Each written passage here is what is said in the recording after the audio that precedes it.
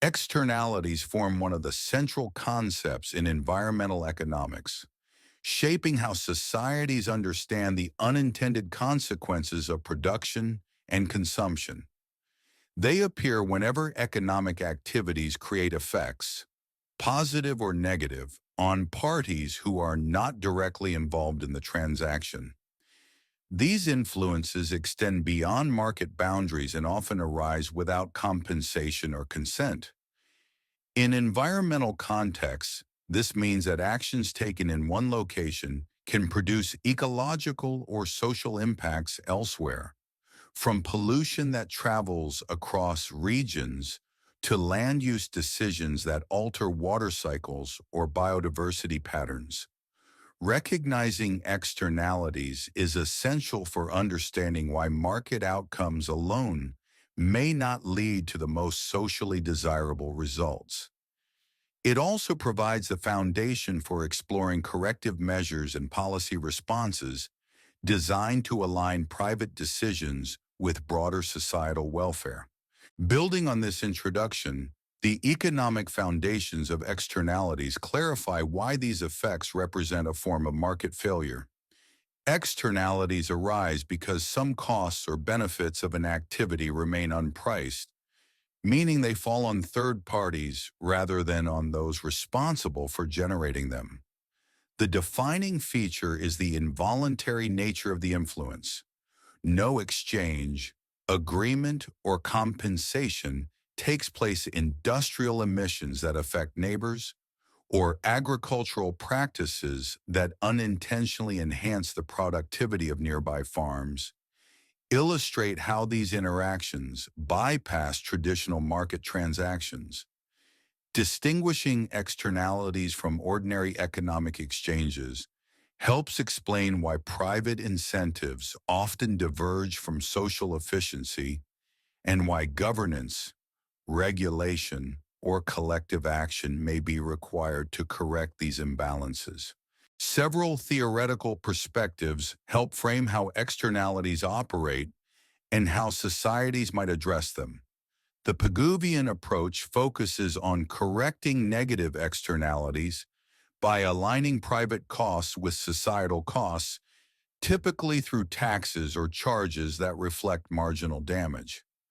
The Coasean perspective, in contrast, emphasizes negotiation and property rights, proposing that if transaction costs are low, affected parties can reach mutually beneficial agreements.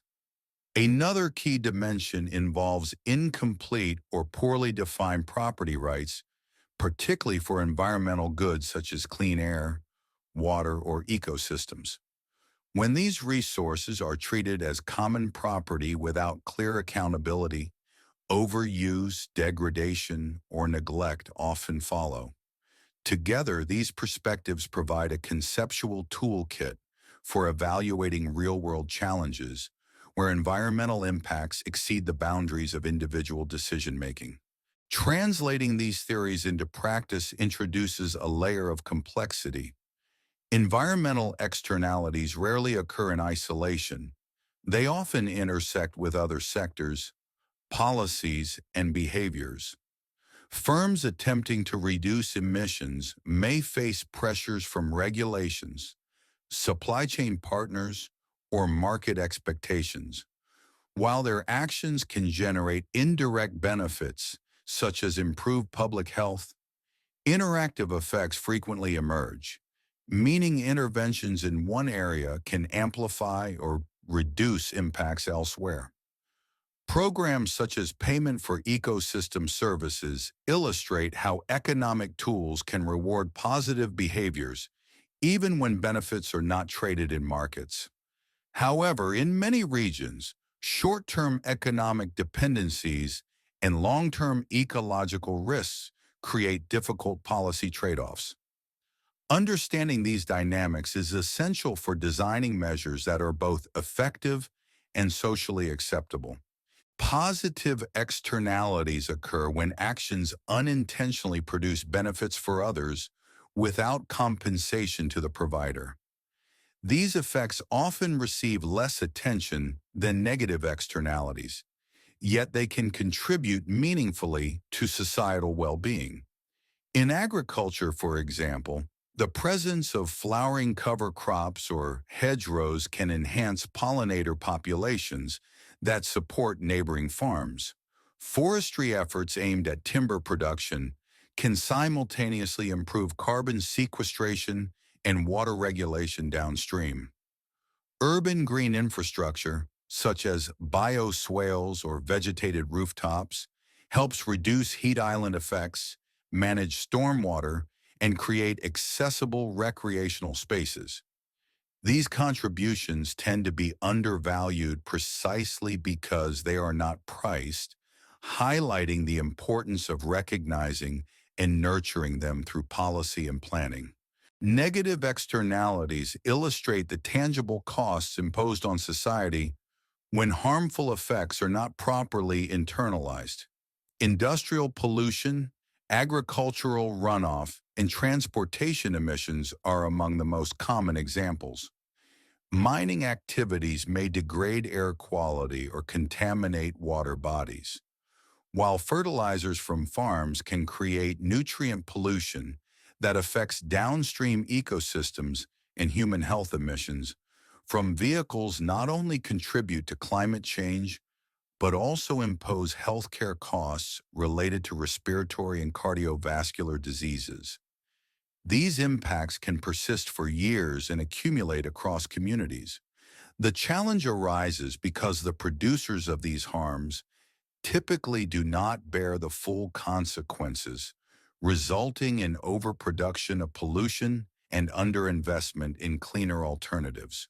Network externalities reveal how the impact of an action can change as participation grows. In environmental systems, these interactions often display nonlinear behavior. Positive networks emerge when coordinated efforts, such as watershed-wide management or municipal adoption of green infrastructure, reinforce each other, enhancing resilience and multiplying benefits. Negative networks occur when widespread participation increases harm, as seen in road congestion or cumulative emissions from large vehicle fleets. Threshold effects add additional complexity. Outcomes may shift dramatically once a certain participation level is reached, either improving rapidly or deteriorating sharply. Understanding these dynamics is vital for designing cooperative strategies that capitalize on positive spillovers while mitigating detrimental ones. Environmental spillovers extend externalities across geographic, ecological, or administrative boundaries. Water pollution moving downstream, airborne emissions traveling across regions, or wildlife impacts that cross property lines demonstrate how actions in one area can shape conditions in another. These effects highlight the interconnectedness of natural systems and the limitations of local-only interventions. Coordinated governance becomes essential when ecological processes cross jurisdictions, requiring shared monitoring, harmonized regulations, or regional agreements. Recognizing spillovers also supports better environmental planning, ensuring that local decisions consider broader system-wide implications, rather than focusing solely on immediate surroundings.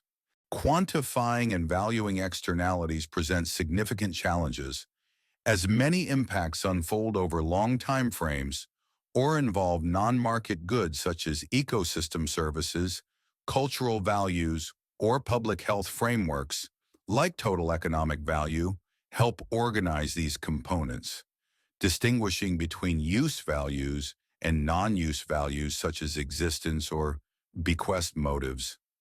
Various methods support estimation, including revealed preference techniques derived from real-world behaviors and stated preference approaches that elicit hypothetical valuations. Integrated modeling combines economic valuation with biophysical assessment, linking resource use, damage metrics, and policy scenarios. These tools provide a structured way to inform decisions though each comes with assumptions, uncertainties, and limitations. Applying valuation in practice requires selecting approaches that match the nature of the externality and the policy objective. Market-based methods rely on observable prices, capturing changes in demand or productivity. Impacts cost-based methods estimate the expenses required to replace lost functions, prevent damage, or avoid harmful outcomes. Tiered recognition frameworks integrate qualitative and quantitative insights, acknowledging ecological value even when monetary estimation proves difficult. In sectors where transport, pollution, or climate impacts overlap, integrated models help policymakers evaluate trade-offs and prioritize interventions when benefits exceed opportunity costs. By combining economic reasoning with environmental understanding, valuation methods provide a bridge between scientific evidence and practical decision-making. Market-based environmental instruments represent an approach that uses price signals and economic incentives to influence behavior in ways that align private decisions with societal goals. These mechanisms operate under the premise that when environmental costs become visible through markets, firms and consumers naturally shift toward more sustainable choices. Common examples include carbon pricing, tradable emission permits, and pollution charges, each designed to internalize external costs by embedding them into the financial decision-making process. The strength of these tools lies in their flexibility. Rather than dictating a single required technology or method, they allow diverse actors to choose the most cost-effective way to reduce their impact.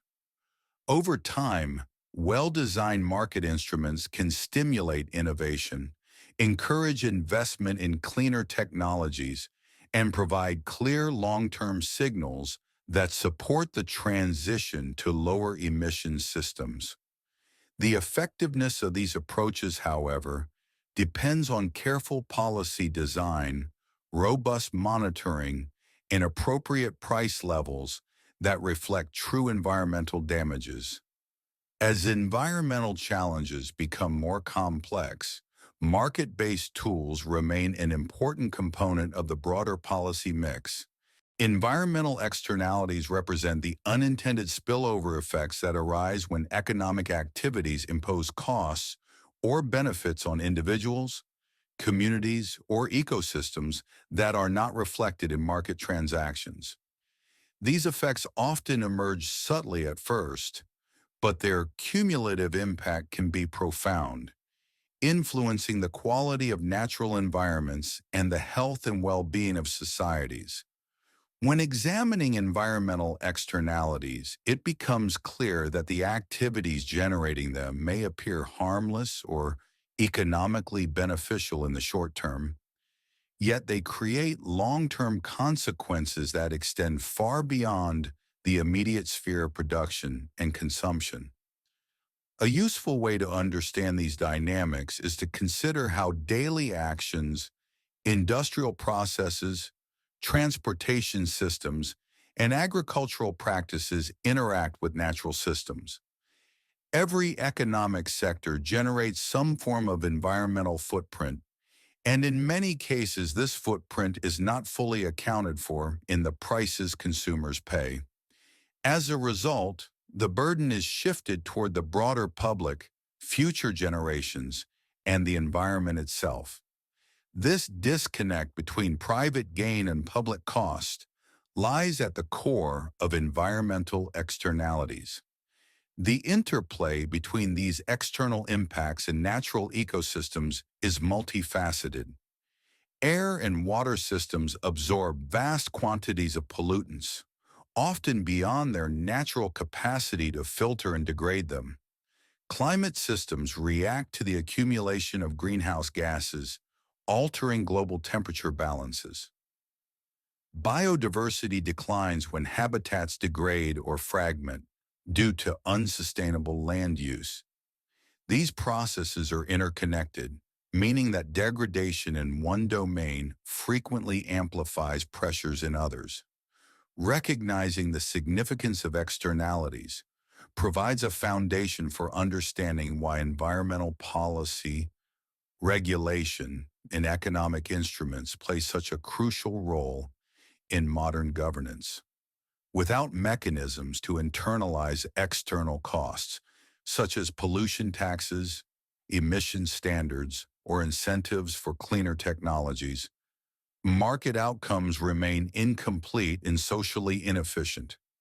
This topic sets the stage for exploring four of the most visible areas where environmental externalities manifest: air pollution, water pollution, climate change, and ecological degradation.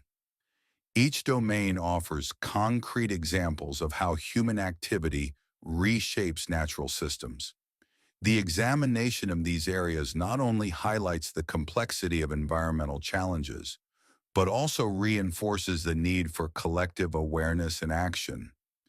Through this lens, environmental externalities are not abstract concepts, but practical realities that shape the quality of life, influence economic development, and determine the resilience of ecosystems worldwide.